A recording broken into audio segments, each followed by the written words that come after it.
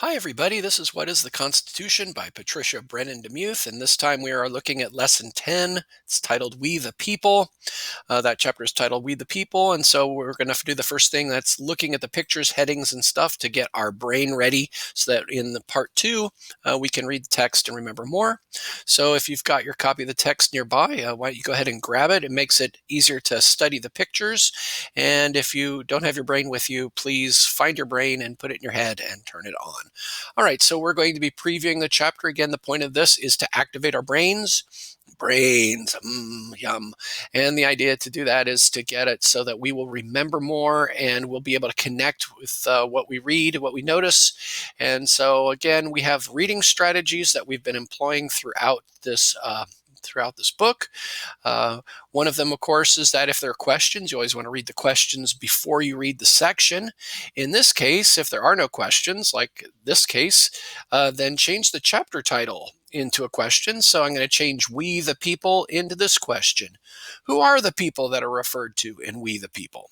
We're going to figure that out by the time we're done reading the section at the end of lesson 2. All right, so we're now going to turn here. This section on Washington, D.C., America's capital, you might notice there's the heading up there. This actually is before the chapter We the People starts, but it's after the last chapter, so we're going to take a look at it right now. So this is, oh, by the way, this little bit up here, when I took a photo of these two pages, this is from the laser guide on my document camera. So that's what this red dot right there is. Okay, it says Washington, D.C., America's capital. And then if you look down below, you can see there's a map, and the map is labeled. It says United States of America in 1790. And then the only other thing that's labeled on this map is it shows right here, Washington, it says Washington, District of Columbia. And so Washington, D.C. is right here. So here's Virginia and here's Maryland. And so sandwiched between the two is this little place called Washington, D.C. And if you look over on the next page, I jumped ahead there for a second. This picture, when I looked at it before, I went, oh, you know what? That looks like the dome on the U.S. Capitol building if this is Washington, D.C., which it probably is based on this heading up here. And then you look over here, and this looks very much like the Washington Monument. So I'm guessing, oh, this is Washington, D.C. And so that means that this river here is the Potomac River. And this river is a part of a legend about George Washington. It was said that he was such a big, strong man that he could throw a silver dollar over the river. And if you ever go to Washington, D.C., you'll notice that the river is way too wide for that to be humanly possible. But people thought a lot of George Washington. He was kind of like Superman to them. So, that kind of makes sense. So we're going to read this section real fast because it's not really part of the text that we're going to read when we do lesson 2, or I'm sorry, part 2 of this lesson. Washington, D.C., America's capital. 3 years after the Constitutional Convention, Washington, D.C. became America's capital city. D.C. is short for District of Columbia, in honor of Christopher Columbus. So Columbia, Columbus, you can see how those two are similar. Washington, D.C. is the only city in America not in a state. Back in 1790, when there were only 13 states, the new capital was right in the middle of the country, neither in the north nor in the south. So if you look at it, if I put that dot there so you can see it a little better, you can see it's kind of, these are the states of the United States at that time. You can see that's kind of right there in the middle. That makes some sense. George Washington chose the site of the city named after him. It was to be built along the beautiful Potomac River. He himself never lived in the White House, the home of all other presidents, because it wasn't built in time. Today, Washington, D.C. is a historic city. Oh my goodness. Today, Washington, D.C. is a city of historic landmarks. Atop a hill sits the home of Congress, the Capitol building, with its massive dome. Nearby is the Lincoln Memorial, where Martin Luther King Jr. gave his famous I Have a Dream speech. 1 block from the Capitol is the Supreme Court building, where the 9 justices meet. So now looking at this picture, that makes sense that this is a picture, an illustration of Washington, D.C. One other thing is that George Washington's house Mount Vernon, on this map, it would be about right here. So probably a day's ride on a horse for George Washington to get from his home at Mount Vernon to Washington, D.C. to go look at it as they're constructing things. All right, on to the chapter. Here we go. Take a look up here, and there's a heading. It says Chapter 7, We the People. And all right, that's about it to notice on page 74. On page 75, you notice there's no caption, so we got to use our brains to try to figure out what's going on. And you can see here we have a person who's got interesting hair and clothing. So somebody who was living at the time that the Constitution was written in 1787. And this person appears to be at work. There's a table here, and it looks like he's holding a quill pen and another piece of paper, like he is reading and writing things down, perhaps. And then you might notice some other things in the room. There is this really bright lamp that seems to be sending out a lot of light. So maybe this person's working in the dark, and this is making the room light. And then over here we have a mug of some kind. And then to me, this looks like maybe a small loaf of bread or a piece of bread. And so perhaps that's indicating this person has been at their desk hard at work for a long time, and they're having their meals while they're working. Okay, on to the next two pages. So if you've got your brain plugged in, and you might notice this looks familiar. In fact, if you were to flip to the very front of the book, you would notice this is the same illustration that is on the title page.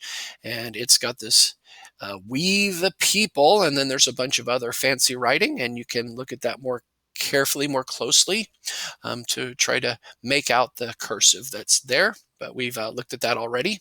Let's look over on page 77.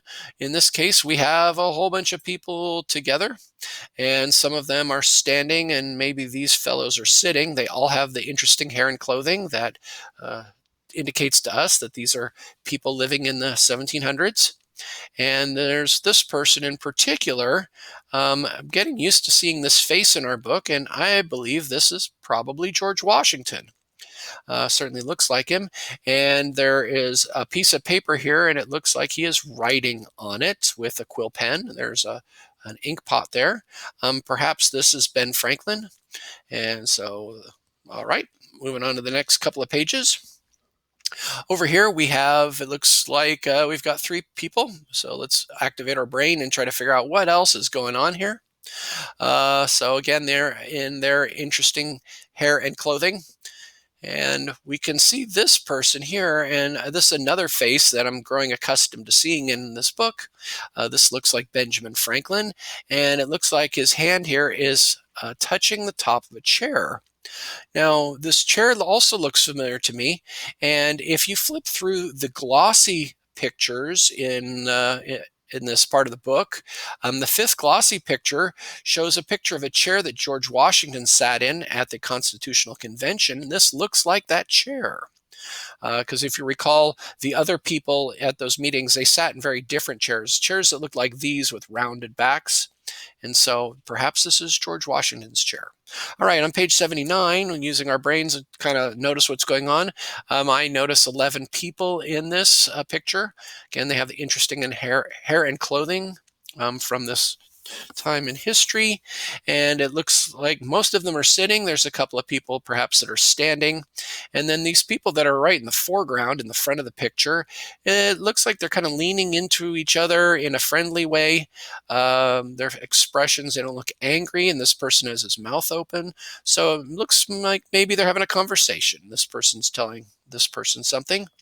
So, all right, let's turn our pages, and here we'll go on to page 80. Let's get our brain. There's our brain.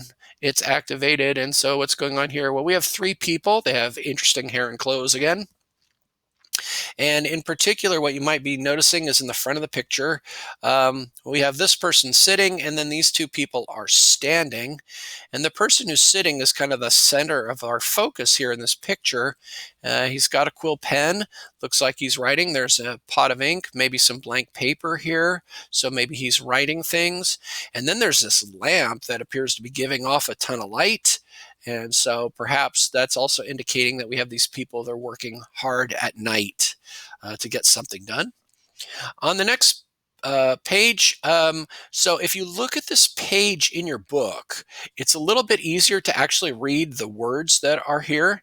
And so I looked at mine very carefully, and it appears to say The Federalist, a collection of essays. And let's see, below that it says written in favor of the new Constitution. And then below that it says as agreed upon by the Federal Convention. And then it says September 17th, 1787. And for me, that date, September 17th, stands out because that is Constitution Day. So maybe if you recall in the fall, we had a little bit of, we had a day where we talked about the Constitution, and that was September 17th. So that's a holiday. And all right, on to the next two pages. And so over here on 82, this is a strange picture. Again, no caption. And what's strange about it is that there's a cannon in the grass. But the cannon, it looks like it's firing something because here we can see some clouds of smoke or something. And then there are these lines that are coming out of it, kind of indicating like there's movement here. But again, we have a cannon on the grass, but there's nobody next to the cannon. Cannons don't fire themselves, so that's a little odd. But anyhow, let's take a look now at page 83. There is a lot going on in this picture. Certainly, we have a crowd of people. So there's a bunch of people over here, and then there's a bunch of people over here. You can see people with arms extended and other things going on. And something else that stands out to me as I look in the front of the picture, I can see these people are wearing hats, but this person has, it looks like they have their hat in their hand, like they're waving their hat, which is something that people do usually when they're celebrating. They're in a really good mood. You might notice there's a whole bunch of horses here. 1, 2, 3, 4. It looks like at least 9 horses, which that's a whole bunch of horses to be pulling something. And then you might notice that, well, behind them, there appears to be this person standing like they're holding some reins. And then there's this structure. It's a big dome, and then it's got columns on it. And then there are wheels here. So don't quite know what that's all about. And then you might notice here in the background, there's a flag, and then there's some other buildings, and this is a street here. So kind of wonder what's going on here. On to the last 2 pages of this section. And what you might notice is that, once again, there's a whole lot of people, and they have the interesting hair and clothing of this time in history. And something else that you might notice is that, like in the very front of the picture, we have something here that looks like a picnic basket. And same thing over here. This looks like a picnic basket too. And in fact, we have a whole bunch of people kind of sitting on the ground on what appear to be blankets. And so that also would maybe make us think that this is a picnic or some sort of a gathering in a park somewhere. You might also notice that here in the front there, this is a mug and a bottle right here. So definitely, that makes sense if they're having a picnic. You might notice over here we have a couple of people. They're sitting at a table. They have chairs actually, so they're not sitting on the grass. There's a guy over here in a chair too, and a person over here in a chair as well. These 2 people, it looks like they have mugs and they're touching them together. And that's something that people tend to do when they're celebrating together, when they're toasting. And so perhaps that's what's going on here, is that they're celebrating something. Then you might notice there's some flags, and this flag is a little bit easier to make out in your book, but if you look closely, it looks like that first flag of the United States with the blue field and 13 stars in a circle, and then the 13 stripes. So perhaps that's what that is. And then you might notice there's also some buildings here in the background. All right, so that's it for part 1. Let's go on to part 2, where we're going to read this section.